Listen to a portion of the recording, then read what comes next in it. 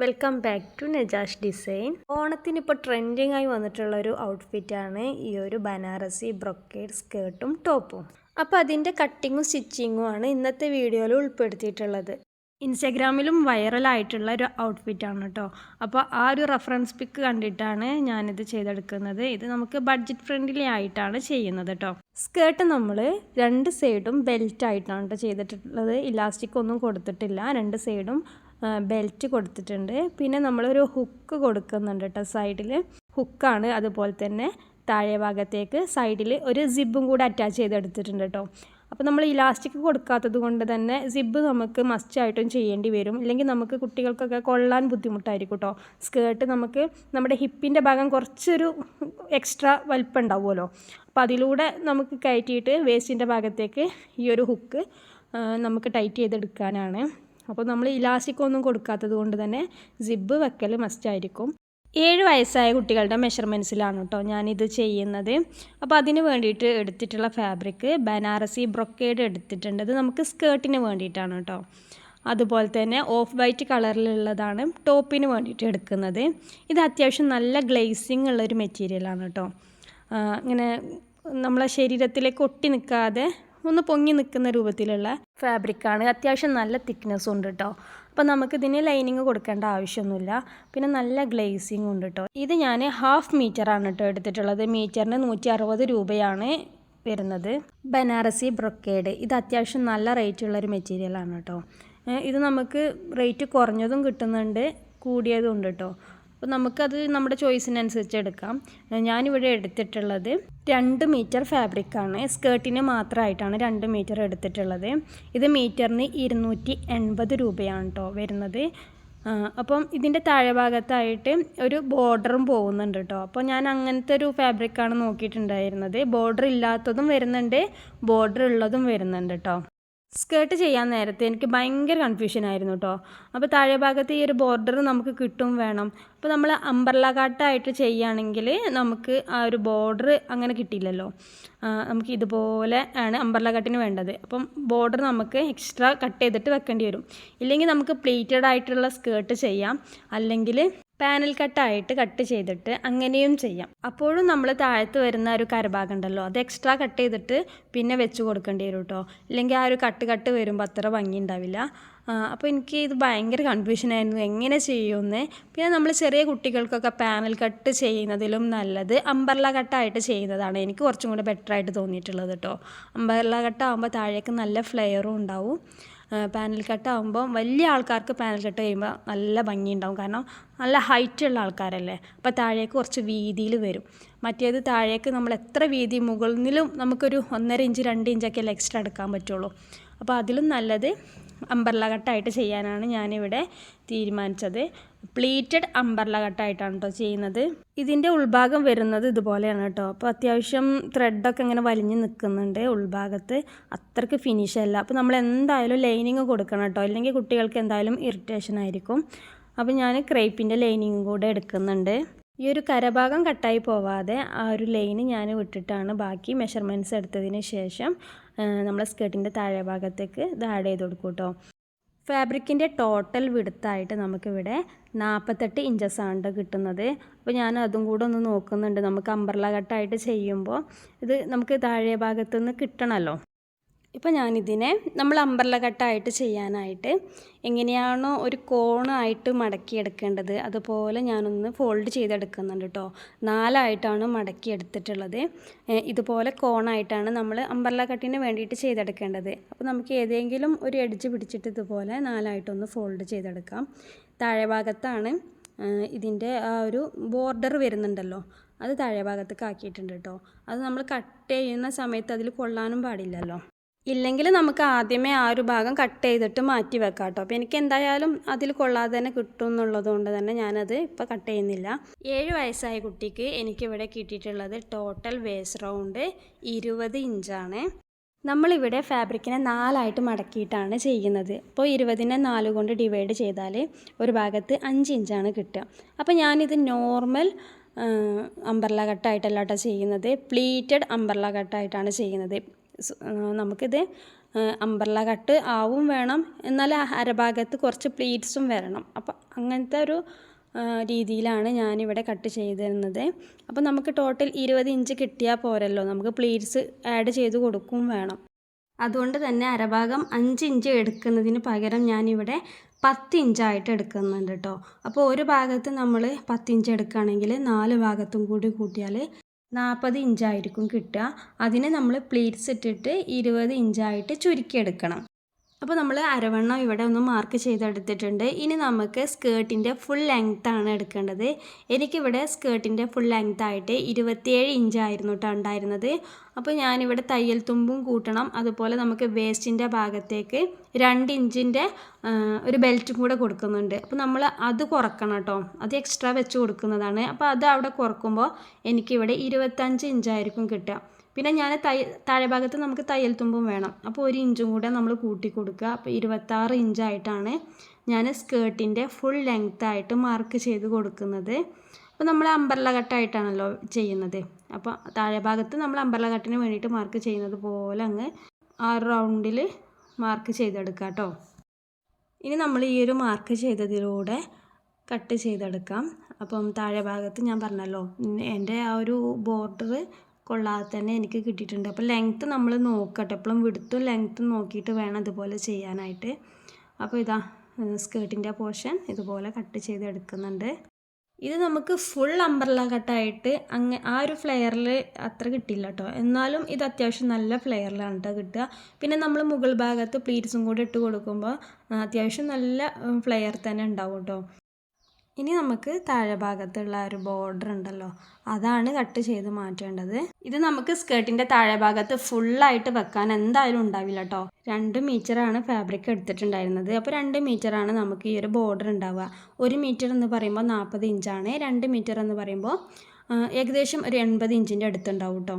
സ്കേർട്ടിൻ്റെ താഴെ ഭാഗം ഫുള്ളായിട്ട് അളന്ന് നോക്കുമ്പോൾ 120 ഇഞ്ചാണ് എനിക്ക് കിട്ടിയത്. അപ്പോൾ ഞാനിത് ഫ്രണ്ടിൽ മാത്രമാണ് കൊടുക്കുന്നത്, ബാക്കിലേക്ക് കൊടുക്കുന്നില്ല കേട്ടോ. ഇനി നമുക്ക് ഈ ഒരു അരഭാഗത്ത് ഇതേപോലെ 1 ഇഞ്ച് ഗ്യാപ്പിലൊന്ന് മാർക്ക് ചെയ്ത് കൊടുക്കാം. അപ്പോൾ നമുക്ക് പ്ലീറ്റ്സ് കറക്റ്റായിട്ട് ഓരോ ഇഞ്ചായിട്ട് വരാൻ വേണ്ടിയിട്ടാണ് നമുക്ക് ഇങ്ങനെ ഒന്ന് മാർക്ക് ചെയ്തിട്ട് സ്റ്റിച്ച് ചെയ്തെടുക്കുകയാണെങ്കിൽ നമ്മളെ പ്ലീറ്റ്സ് കറക്റ്റായിട്ട് ഒരേപോലെ വരും കേട്ടോ. അപ്പോൾ അതിന് വേണ്ടിയിട്ട് ആ ഒരു ഭാഗം മൊത്തം നമുക്ക് ടോട്ടൽ 40 ഇഞ്ചാണ് ഈ ഒരു അരഭാഗം ഉണ്ടാവുക. അത് നമ്മൾ പ്ലീറ്റ്സ് ഇട്ടിട്ട് 20 ഇഞ്ചായിട്ട് ചുരുക്കിയെടുക്കണം. ഇപ്പോൾ പ്ലീറ്റ്സ് തന്നെ ഭയങ്കര ട്രെൻഡിങ് ആയിട്ട് പല വിധത്തിലും നമ്മൾ കാണുന്നുണ്ടല്ലേ. ഇതുപോലെ അങ്ങോട്ടും ഇങ്ങോട്ടേക്കും വെച്ചിട്ട് നമുക്കൊരു ബോക്സ് പോലെ നിൽക്കുന്ന രൂപത്തിൽ, ഒന്ന് ഉള്ളിലേക്കും ഒന്ന് പുറത്തേക്കൊക്കെ ആയിട്ട് ബോക്സ് പോലെ നിൽക്കുന്ന രൂപത്തിലൊക്കെ വരുന്നുണ്ട്. അങ്ങനെയൊക്കെ ചെയ്താൽ ഭംഗി ഉണ്ടാവും കേട്ടോ. പക്ഷെ അങ്ങനെ ചെയ്യാനൊക്കെ നല്ല ലെങ്ത്തിൽ തന്നെ നമ്മൾ അരഭാഗം എടുക്കണം കേട്ടോ. പിന്നെ നമുക്ക് വലിയ വലിയ പ്ലീറ്റ്സ് ആക്കിയിട്ട് എടുക്കാം. പക്ഷെ ഞാനിവിടെ ചെയ്യുന്നത് നോർമൽ ചെറിയ ചെറിയ പ്ലീറ്റ്സ് ആക്കിയിട്ടാണ് ചെയ്യുന്നത്. അപ്പോൾ അംബ്രല കട്ടും കൂടി ആവുമ്പോൾ നമുക്ക് അത്യാവശ്യം നല്ല ഫ്ലെയറിലാണ് കേട്ടോ ഇത് കിട്ടുക. ഇനി നമുക്ക് അരഭാഗത്ത് കൊടുക്കാനുള്ള ഒരു ബെൽറ്റ് ഉണ്ടല്ലോ, വേസ്റ്റിൻ്റെ ഭാഗത്ത് കൊടുക്കുന്ന ആ ഒരു ബെൽറ്റ്, അതാണ് ഇപ്പോൾ ഞാൻ മെഷർ ചെയ്തെടുക്കുന്നത്. അപ്പോൾ എനിക്ക് ടോട്ടൽ വേസ്റ്റ് റൗണ്ട് വന്നിട്ടുള്ളത് 20 ഇഞ്ചസാണ്. ഞാൻ ടൈറ്റ് ആക്കിയിട്ടാണ് കുട്ടിയുടെ എടുത്തിട്ടുള്ളത്, കാരണം നമ്മൾ ഇതിൽ ഇലാസ്റ്റിക് ഒന്നും കൊടുക്കുന്നില്ല. അപ്പോൾ ആ ഒരു ബെൽറ്റ് നമുക്ക് ലൂസായി പോവരുതല്ലോ. അപ്പോൾ ടൈറ്റായിട്ട് എനിക്ക് 20 ഇഞ്ചാണ് കിട്ടിയത്. അതിലേക്ക് 1-2 ഇഞ്ച് തയ്യൽ തുമ്പും കൂടി കൂട്ടിയിട്ട് ഞാനിവിടെ 20 ഉള്ളത് 22 ഇഞ്ചായിട്ടൊന്ന് മാർക്ക് ചെയ്തെടുക്കുന്നുണ്ട്. വിഡ്ത്തായിട്ട് 2.5 ഇഞ്ച് മാർക്ക് ചെയ്തെടുത്തിട്ടുണ്ട്. അപ്പോൾ ഞാനിത് 2 പീസാക്കിയിട്ടാണ് കേട്ടോ ചെയ്യുന്നത്, ഫ്രണ്ടിലും ബാക്കിലും 2 പീസ്. ഇനി ഒറ്റ പീസാണെങ്കിൽ നമുക്ക് 5 ഇഞ്ച് വിഡ്ത്ത് എടുക്കണം. അപ്പോൾ എനിക്ക് അത്രയും വിഡ്ത്ത് കിട്ടാത്തത് കൊണ്ട് തന്നെ ഞാൻ ഇതുപോലെ 2.5 ഇഞ്ചിൻ്റെ വിഡ്ത്തിലുള്ള 2 പീസായിട്ട് എടുക്കുന്നുണ്ട് കേട്ടോ. ഇനി ഇതിനെ ഒന്ന് കട്ട് ചെയ്യൂ കേട്ടോ. അപ്പോൾ 20 ഇഞ്ച് മടക്കിയിട്ട് ഇങ്ങനെ ആയിരിക്കും നമുക്ക് കിട്ടുക. അപ്പോൾ ഈ ഒരു ഭാഗം ഞാൻ കട്ട് ചെയ്ത് കൊടുക്കുന്നുണ്ട്. ഇനി നമുക്ക് സ്റ്റിച്ചിങ്ങിലേക്ക് കിടക്കാം കേട്ടോ. അപ്പോൾ ആദ്യം ഞാൻ ഈ ഒരു വേസ്റ്റിൻ്റെ ഭാഗത്തേക്ക് ഉള്ള ആ ഒരു പ്ലീറ്റ്സ് ഉണ്ടല്ലോ, അതാണ് കേട്ടോ ഇപ്പോൾ ഇട്ട് കൊടുക്കുന്നത്. അപ്പോൾ നമ്മൾ ആദ്യമേ മെഷർ ചെയ്ത് എടുത്തുകൊണ്ട് തന്നെ 1 ഇഞ്ച് ഗ്യാപ്പിൽ ഇതുപോലെ അങ്ങ് പ്ലീറ്റ്സ് ഇട്ട് കൊടുത്താൽ മതി. ഇതുപോലെ പ്ലീറ്റ്സ് എടുത്തതിന് ശേഷം നമുക്ക് 20 ഇഞ്ചാണോ കിട്ടുന്നത് ഒന്നും കൂടി നോക്കണം കേട്ടോ അരഭാഗം. ഇനി ഇതിൻ്റെ ഉൾഭാഗത്തായിട്ട് ഞാൻ ലൈനിങ്ങും കൂടെ അറ്റാച്ച് ചെയ്ത് കൊടുക്കുന്നുണ്ട് കേട്ടോ. ക്രേപ്പിൻ്റെ ലൈനിങ്ങാണ് എടുത്തിട്ടുള്ളത്.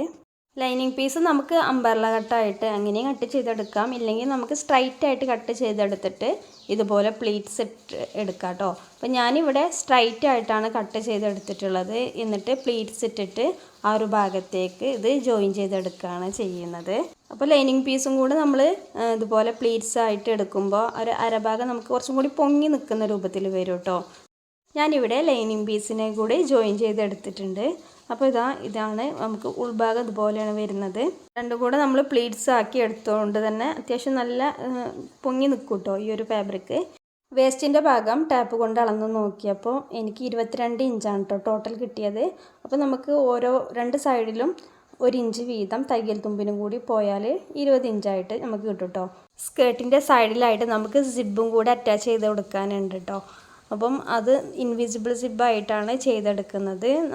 നമ്മൾ നോർമൽ എങ്ങനെയാണോ സിബ് അറ്റാച്ച് ചെയ്തെടുക്കുക ആ ഒരു പാറ്റേണിൽ തന്നെ നമുക്ക് ചെയ്തെടുത്താൽ മതി കേട്ടോ. അപ്പോൾ സിബിൻ്റെ നല്ല വശവും ഫാബ്രിക്കിൻ്റെ നല്ല വശവും ഒരുമിച്ച് വെച്ച് കൊടുക്കണം കേട്ടോ. നമുക്ക് ആ ഒരു പൊങ്ങി നിൽക്കുന്ന ഭാഗം ഉണ്ടല്ലോ സിബിൻ്റെ, അത് നമ്മളെപ്പോഴും ഇങ്ങോട്ടേക്ക് ഓപ്പോസിറ്റാക്കി വെച്ച് കൊടുക്കണം.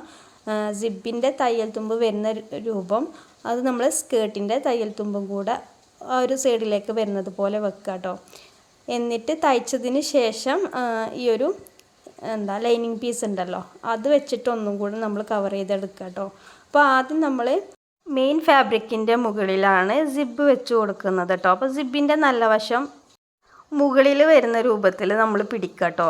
സിബിൻ്റെ ആ ഒരു പിടുത്തുണ്ടല്ലോ അത് മുകളിൽ വരുന്ന രൂപത്തിൽ ഇതുപോലെ വെച്ചിട്ട് ഇതിനെ ജസ്റ്റ് ഒന്ന് ഇതേപോലെ ഒന്ന് ടേൺ ചെയ്ത് കൊടുക്കുക. ഇത്രയേ ഉള്ളൂ. ഇനി നമുക്ക് ഈ ഒരു നോർമൽ ഫൂട്ട് മാറ്റിയിട്ട് സിബ്ബർ ഫൂട്ട് ആഡ് ചെയ്ത് കൊടുക്കുക കേട്ടോ. അപ്പോൾ നമുക്ക് എക്സ്ട്രാ നമ്മൾ സിബിൻ്റെ ആ അരികിലൂടെയാണ് നമ്മൾ സ്റ്റിച്ച് ചെയ്തെടുക്കേണ്ടത്. സിബ് ഉണ്ട് എന്ന് തന്നെ നമുക്ക് തോന്നില്ല കേട്ടോ. അത്രയും ക്ലോസ് ചെയ്തിട്ട് വേണം. അപ്പം ഇതുപോലുള്ള ഫൂട്ടൊക്കെ ഉണ്ടെങ്കിൽ നമുക്ക് ഈസി ആയിട്ട് ചെയ്യാം. അതേപോലെ ഈ സിബിനെ ഒന്നും കൂടി നമ്മൾ അടർത്തി നോക്കുമ്പോൾ ചെറിയൊരു ഗ്യാപ്പും കൂടി ഉള്ളിലേക്ക് ഉണ്ട് കേട്ടോ. അപ്പം മാക്സിമം നമുക്ക് ഇതിനൊന്ന് പിരിച്ച് പിടിച്ചിട്ട് വേണം ആ ഒരു ഭാഗം അതിൻ്റെ എഡ്ജിലൂടെ ആയിട്ടൊന്ന് സ്റ്റിച്ച് ചെയ്തെടുക്കാൻ കേട്ടോ. അപ്പം മാക്സിമം ഇതുപോലെ പിടിക്കുക. എന്നിട്ട് നമ്മൾ ആ ഒരു ഭാഗം സിബിൻ്റെ ആ ഒരു സിബ് ഇടുന്ന ഭാഗം ഉണ്ടല്ലോ അതിൽ കൊള്ളാതെ മാക്സിമം അതിൻ്റെ എഡ്ജിലൂടെ അതുപോലെ ഒന്ന് സ്റ്റിച്ച് ചെയ്തെടുക്കുക കേട്ടോ. അപ്പോൾ ഇത് മുഴുവനായിട്ടും ഞാൻ ഇത്രയും ലെങ്ത്തിൽ എടുക്കുന്നില്ല കേട്ടോ. സിബ് അത്യാവശ്യം നല്ല ലെങ്ത്തിൽ 14 ഇഞ്ച് ലെങ്ത്തിൽ വരുന്നുണ്ട്. അപ്പോൾ ഒരു 10 ഇഞ്ചൊക്കെ ഞാനിപ്പോൾ സ്റ്റിച്ച് ചെയ്ത് കൊടുത്തിട്ടുള്ളൂ. ഇനി നമുക്ക് ഇപ്പോൾ നമ്മൾ സ്റ്റിച്ച് ചെയ്തെടുത്തില്ലേ അതിൻ്റെ മുകളിൽ തന്നെ നമുക്ക് ലൈനിങ് പീസും കൂടെ വെച്ചിട്ട് സിബിനെ നമുക്ക് കാണാത്ത രൂപത്തിൽ അപ്പോൾ അതുപോലെ തന്നെ ഈ ഒരു സ്കേർട്ടിൻ്റെ തയ്യൽ തുമ്പ് ഉള്ളിലേക്ക് പോകും കേട്ടോ. ഈ ഒരു സൈഡ് നമുക്ക് തയ്യൽ തുമ്പ് കാണാതിരിക്കാനും സിബിനെ നമ്മൾ ഇൻവിസിബിൾ സിബ് ആകുമ്പോൾ ആ ഒരു ഇത് മാത്രമേ നമുക്ക് കാണുള്ളൂ കേട്ടോ. അപ്പോൾ അതിനും കൂടി വേണ്ടിയിട്ട് ഇതുപോലെ വെച്ചിട്ട് ഒന്ന് സ്റ്റിച്ച് ചെയ്തെടുക്കാം കേട്ടോ. ഇപ്പോൾ ഇതാ സിബിൻ്റെ ഒരു ഭാഗം സ്റ്റിച്ച് ചെയ്തെടുത്തിട്ടുണ്ട്. ഇനി നമ്മളിതിനെ ഉള്ളിലേക്ക് മറിച്ചെടുക്കുമ്പോൾ നമുക്ക് ആ സിബിൻ്റെ ആ പോകുന്നൊരു വഴി ഉണ്ടല്ലോ അത് മാത്രമേ നമുക്ക് കാണാൻ കഴിയുള്ളൂ കേട്ടോ. അതുപോലെ തയ്യൽ തുമ്പും ഉള്ളിലേക്ക് പോയിട്ടുണ്ട്. സ്കേർട്ടിൻ്റെ ഒരു ഭാഗത്താണല്ലോ നമുക്ക് കൂട്ടി തയ്ച്ചെടുക്കാനുള്ളത്. ആ ഒരു ഭാഗം നമുക്ക് തയ്യൽ തുമ്പ് ഉള്ളിലേക്ക് പോയിട്ട് നല്ല പെർഫെക്റ്റായിട്ട് കിട്ടും കേട്ടോ. ഇനി നമുക്ക് മറ്റേ സൈഡിലും ഇതുപോലെ തന്നെ ഒന്ന് സ്റ്റിച്ച് ചെയ്തെടുക്കാം കേട്ടോ. അപ്പോൾ നമ്മളെപ്പോഴും ശ്രദ്ധിക്കണം മെയിൻ ഫാബ്രിക്കിൻ്റെ നല്ല വശവും സിബിൻ്റെ നല്ല വശവും എപ്പോഴും ഒരുമിച്ച് ആയിരിക്കണം കേട്ടോ. ഇങ്ങനെ നോക്കുമ്പോൾ നമുക്ക് പിരിഞ്ഞ് നിൽക്കുന്ന പോലെയൊക്കെ തോന്നും, പക്ഷേ തയ്ച്ച് വരുമ്പോൾ നമുക്ക് കറക്റ്റായിട്ട് കിട്ടും കേട്ടോ. അപ്പോൾ ഇത് ശ്രദ്ധിച്ചിട്ട് വേണം നമ്മൾ തയ്ച്ചെടുക്കാൻ. അതേപോലെ സിബിൻ്റെ ലെങ്ത്ത് ഒരേപോലെ വെച്ചിട്ട് വേണം, ഇല്ലെങ്കിൽ ഒന്ന് കയറിയിട്ടും ഇറങ്ങിയിട്ടൊക്കെ ആയിരിക്കും കേട്ടോ നിൽക്കുക. അപ്പോൾ ഈ ഒരു ഭാഗവും നമുക്കിനി സ്റ്റിച്ച് ചെയ്തെടുക്കാം കേട്ടോ. ഇനി നമുക്ക് ലൈനിങ് പീസിനുമായിട്ടും ജോയിൻ ചെയ്തെടുക്കാം. അപ്പോൾ ഇതേപോലെ ഇപ്പുറത്തേക്ക് തിരിച്ചിട്ടിട്ട് ഇതിൻ്റെ മുകളിലായിട്ട് ലൈനിങ് പീസിനായിട്ടും ജോയിൻ ചെയ്തെടുക്കാം. സ്റ്റിച്ച് ചെയ്തെടുക്കുമ്പോൾ നമ്മൾ സിബിൻ്റെ ആ ഒരു ഇതിൽ കൊള്ളാൻ തന്നെ പാടില്ല കേട്ടോ. ആ ഒരു പൊങ്ങി നിൽക്കുന്ന ഭാഗം ഉണ്ടല്ലോ അതിൽ കൊള്ളാതെ വേണം സ്റ്റിച്ച് ചെയ്തെടുക്കാനായിട്ട്. ഇനി ഉള്ളിലേക്ക് ഇതുപോലെ മറിച്ചിട്ട് കൊടുക്കുക കേട്ടോ. 2 സൈഡും ഇതുപോലെ മറിച്ചിട്ട് എടുക്കുമ്പോൾ നമുക്ക് ആ സിബിൻ്റെ ആ ഒരു ഇത് മാത്രമേ നമുക്ക് കാണാൻ കഴിയുള്ളൂ കേട്ടോ. അപ്പോൾ നമുക്ക് പെർഫെക്റ്റ് ആയിട്ട് തന്നെ ആ സിബിൻ്റെ ഒരു ഇത് കിട്ടിയിട്ടുണ്ട്. സിബ് അവിടെ ഉണ്ട് എന്ന് തന്നെ തോന്നില്ല കേട്ടോ. നമുക്ക് കൂട്ടി തയ്ച്ചെടുത്ത പോലെ നമുക്ക് തോന്നുള്ളൂ. അത്രയും പെർഫെക്റ്റ് ആയിട്ട് തന്നെ കിട്ടിയിട്ടുണ്ട്. ഇനി നമുക്ക് ഈ സിബ് തയ്ച്ചതിൻ്റെ താഴെഭാഗം ഉണ്ടല്ലോ അതാണ് കൂട്ടി തയ്ച്ചു കൊടുക്കാനുള്ളത്. അപ്പോൾ നമുക്ക് നല്ല ഫാബ്രിക് രണ്ടും ഒരേ ഭാഗത്തേക്ക് വന്നിട്ടും അതേപോലെ ലൈനിങ് പീസ് രണ്ടും ഒരേ ഭാഗത്തേക്ക് അങ്ങനെ വെച്ചിട്ട് വേണം സ്റ്റിച്ച് ചെയ്യാൻ. അപ്പോൾ നമുക്ക് തയ്യൽ തുമ്പ് കാണില്ല കേട്ടോ, ഉള്ളിലേക്ക് പോവും. അപ്പം ഇതുപോലെ വെച്ചിട്ട് നമുക്ക് സ്റ്റിച്ച് ചെയ്തെടുക്കുക. പിന്നെ നമ്മൾ ആ സിബ്ബ് മൊത്തമായിട്ട് സ്റ്റിച്ച് ചെയ്തെടുത്തിട്ടില്ലല്ലോ, അപ്പോൾ നമ്മുടെ സിബിൻ്റെ സ്റ്റിച്ചിങ് എൻ്റെ എവിടെയാണ് വരുന്നത് അതിൻ്റെ ഒരു എഡ്ജിലൂടെ ആയിട്ട് ഇതുപോലെ നമുക്ക് വെച്ച് കൊടുക്കാം കേട്ടോ. എന്നിട്ട് നമുക്ക് ഇനി 2 ലൈനിങ് പീസും ആ ഒരു ഭാഗവും സ്റ്റിച്ച് ചെയ്ത് കൊടുക്കുക. അപ്പോൾ ഇതിൻ്റെ തയ്യൽ തുമ്പ് നമുക്ക് പിന്നെ കാണാൻ പറ്റില്ല, അത് ഉള്ളിലേക്ക് പോയിട്ടുണ്ടാവും കേട്ടോ. ഇനി നമുക്ക് ബെൽറ്റാണ് സ്റ്റിച്ച് ചെയ്തെടുക്കാനുള്ളത്. അപ്പോൾ ബെൽറ്റിനെ ഞാൻ രണ്ടും കൂടെ ആദ്യം ഒന്ന് സ്റ്റിച്ച് ചെയ്തിട്ട് കൂട്ടിയെടുക്കുന്നുണ്ട് കേട്ടോ. അപ്പോൾ 2.5 ഇഞ്ചിൻ്റെ ബെൽറ്റാണ് എടുക്കുന്നത്. നമുക്ക് തയ്ച്ച് വരുമ്പോൾ 2 ഇഞ്ചായിട്ട് ചുരുങ്ങും കേട്ടോ. അപ്പോൾ 1/4 ഇഞ്ച് 2 സൈഡിൽ നമ്മൾ തയ്യൽ തുമ്പ് കൂടി കണക്കാക്കിയിട്ട് വേണം ഇത് കട്ട് ചെയ്തെടുക്കാനായിട്ട്. അപ്പോൾ രണ്ടും കൂടെ ഇപ്പോൾ ജോയിൻ ചെയ്ത് എടുത്തിട്ടുണ്ട് കേട്ടോ. ഇതുപോലെ.